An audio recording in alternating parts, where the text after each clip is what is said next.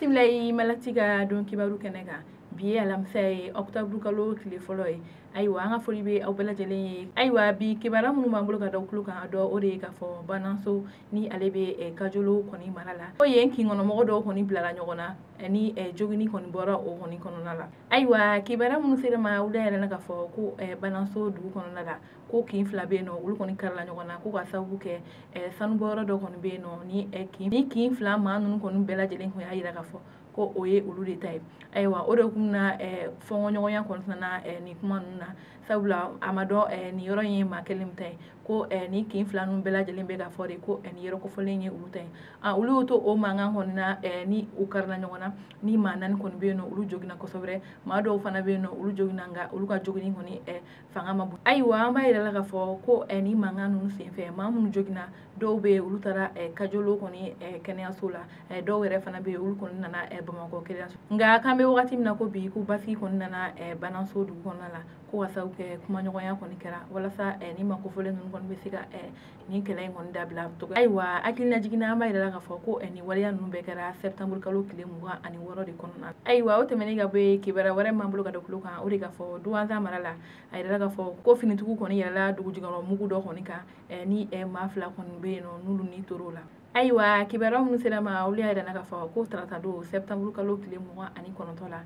ko nin ye finitigiw ye ko olu kɔni tun bɛ ka taa u ka lakana baaraw kɔni na bon ni ale yɛrɛ ni Nunkara kɔni furancɛ la ni nin yɔrɔ kofɔlen ninnu kɔni bɛ Duwanza mara la ko u kɔni yɛlɛla dugujukɔrɔ mugu dɔ kɔni kan ayiwa ko o waleya in senfɛ a yira k'a fɔ ko finitigi fila bɛ yen nɔ olu ni tora la finitigi 7 fana kɔni bɛ yen nɔ olu jogina nka an bɛ wagati min na ko bi maa minnu kɔni jogina olu kɔni taara an ka pankuru fɛ walasa ka taa n'u ye kɛnɛyaso la u bɛ se ka furakɛ cogo min ayiwa hakilila jiginna an b'a yira k'a fɔ ko ni finitigi ninnu kɔni bɔra Unburu ye ko u kun bɛ kunda Duwanza kɔni kan ayiwa o tɛmɛnen ka bɔ yen kibaruya wɛrɛ m'an bolo ka da kulo kan o de k'a fɔ Dana Amasaku ni ale ye kɛlɛbolo ye min sigilen don Mali cɛmancɛ yan fan fɛ olu y'a yira k'a fɔ ko u bɛ tile 15 bɔ ɲɔgɔn kɔrɔ di jamana ɲɛmɔgɔw ma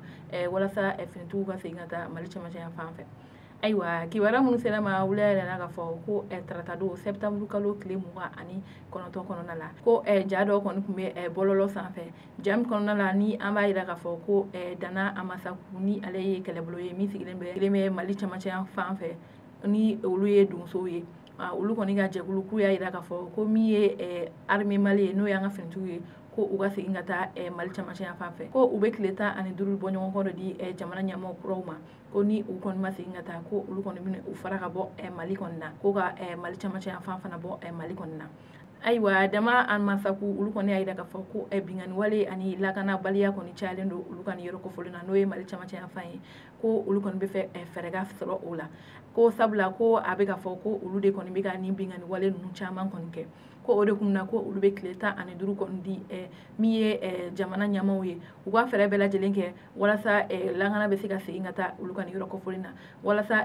yen dugulamɔgɔ minnu bɛ yen nɔ n'u dɛsɛlen ka to u ka ciw la ko bɛɛ lajɛlen ka to u ka ci la ko sabula ko don o don dɔ de bɛ ka fara nin lakanabaliya ale n'a binkani wale jugu kɔni kan ko ayiwa u y'a yira k'a fɔ ko olu kɔni bɛna wagati min kɔni di jamana ɲɛmɔgɔ kuraw ma ko o ye tile 15 kɔni bɔ ɲɔgɔn kɔ ye ko wa ko o tile 15 bɔ ɲɔgɔn kɔ kɔnɔ ko n'olu kɔni ma jaabi ko olu kɔni b'u kali ko olu bɛna min ye Mali cɛmancɛ yan fan ye ko u bɛna a bɔ Mali la ko Mali ka drapeau min bɛ nin yɔrɔ kofɔlen na k'u b'a lajigin ko u b'u yɛrɛ ta k'a la ko min ye gouvernement kura ye k'u ka fɛɛrɛ bɛɛ lajɛlen kɛ ko walasa u ka finitigiw bila ka taa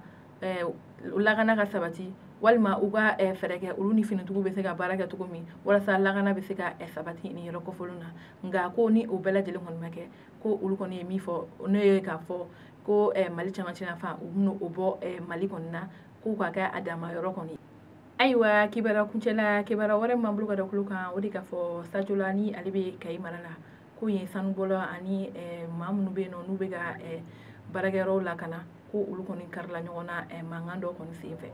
ayiwa kibaruya minnu sera ma olu y'a yira k'a fɔ ko tarata don septembre kalo tile 29 kɔnɔna la ko Sajola sanubɔlaw olu kɔni ni u ka lakanabagaw kɔni karila ɲɔgɔn na ko ka sababu kɛ ko sanubɔla dɔ kɔni bɛ yen nɔ ko o tununna ayiwa nin ko in kɔni waleya fɛ min ye sanubɔlaw ye olu kɔni wulila ka taa lakanabaga ninnu kɔni ka so jeni ani ka pinɛ caman kɔni jeni sira kan ka yira k'a fɔ ko olu dusu kasilen don ka sababu kɛ u tiɲɔgɔn min kɔni tununa ye ko fɛɛrɛ bɛɛ lajɛlen ka kɛ walasa olu kɔni ka ye ayiwa min kɔni ye Sajola faamaw ye u kɔni y'a yira k'a fɔ ni makofɔlen don k'u ka sabali ko baaraw bɛɛ lajɛlen bɛ bila sen kan walasa maa min bɛ yen nɔ n'a tunna o bɛ se ka ye cogoya min na wa an balimaw ninnu de tun ye bi kibaruyaw ye ka da kulo kan aw ni ce aw ka kulomajɔ la